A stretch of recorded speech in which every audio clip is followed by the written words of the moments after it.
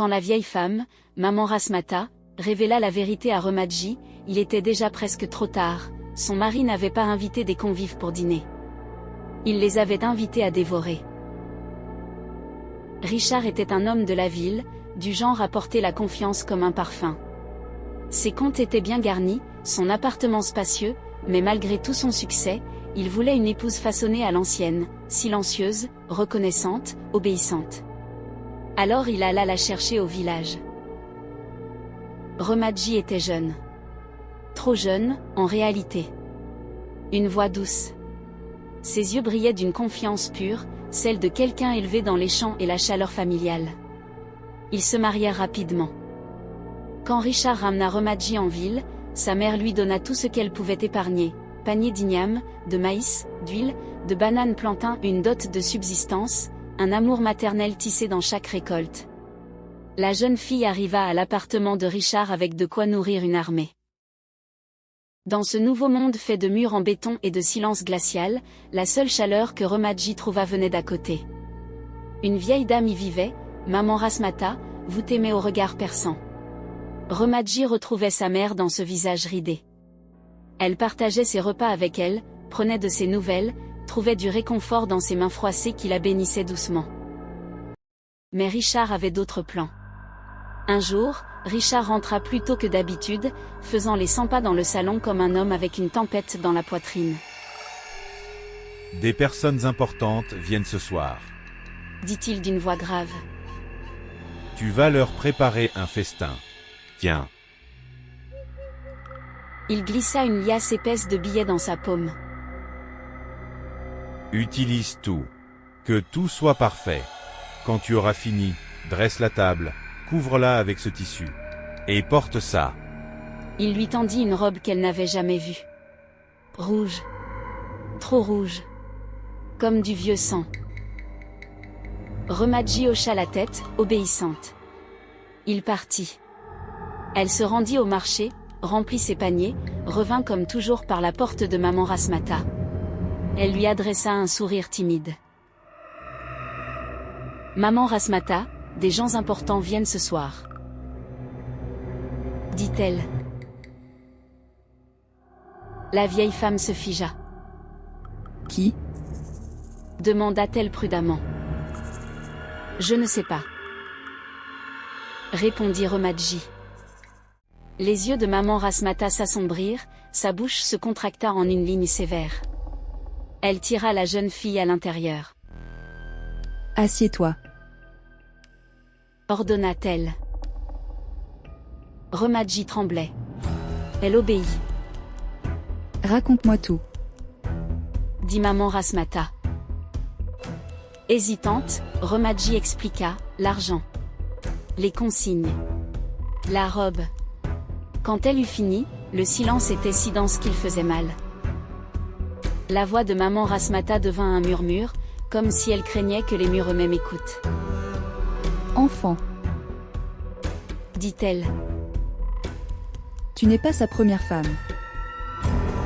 Remaji poussa un cri étouffé. Elle sentit le sol se dérober sous elle. Il en a eu une autre. Poursuivit maman Rasmata. Elle te ressemblait. Du village. Jeune. Douce. Elle est morte. Il y a seulement quelques mois.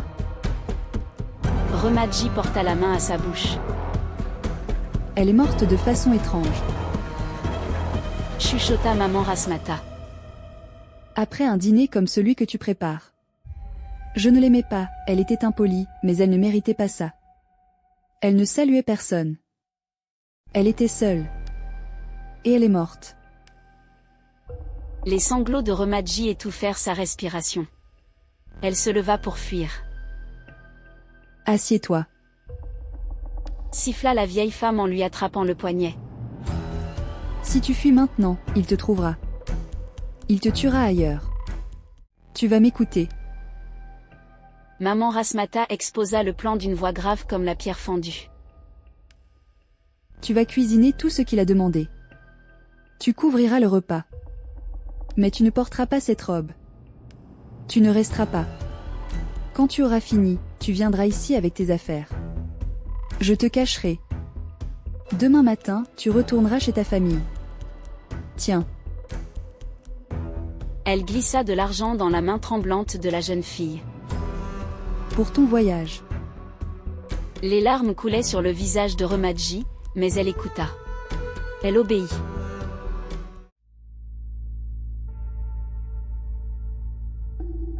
Ce soir-là, Richard rentra dans une maison vide.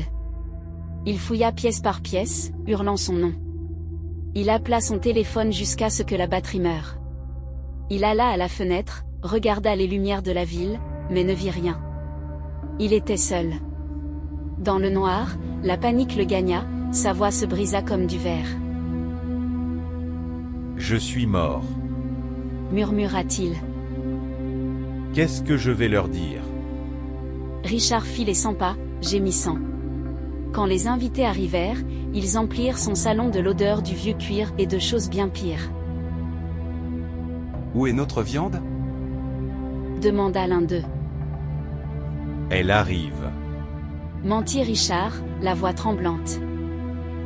Mangez, mangez d'abord. Ils mangèrent.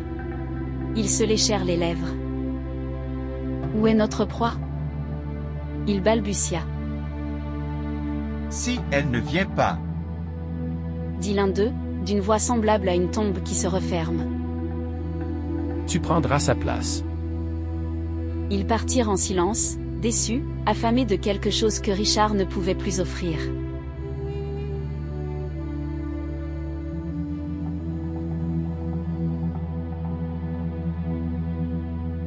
Cette nuit-là, il hurla. Les voisins l'entendirent sangloter. Mais Richard était trop fier pour avoir parlé de ses affaires. Personne ne frappa. Il pleura jusqu'à l'aube. La jeune fille partit au lever du soleil, dissimulée sous le châle de maman Rasmata, marchant vers la gare avant que la ville ne se réveille complètement. Quelques jours plus tard, les voisins remarquèrent l'odeur. La police enfonça la porte de Richard. Il était là, dans le salon. Son corps froid. La bouche figée dans un cri éternel. Du sang séché autour de lui, comme un halo sombre. Sur la table, des liasses d'argent. Le prix d'une vie. Si vous regardez ceci, souvenez-vous, chaque cadeau n'est pas une bonté. Chaque promesse n'est pas une sécurité. Faites confiance à votre instinct, à vos anciens, à votre propre voix. Parlez. Posez des questions. Et si l'amour vous demande votre silence, vos rêves, votre sang, fuyez. Aucun amour ne vaut la peine de mourir.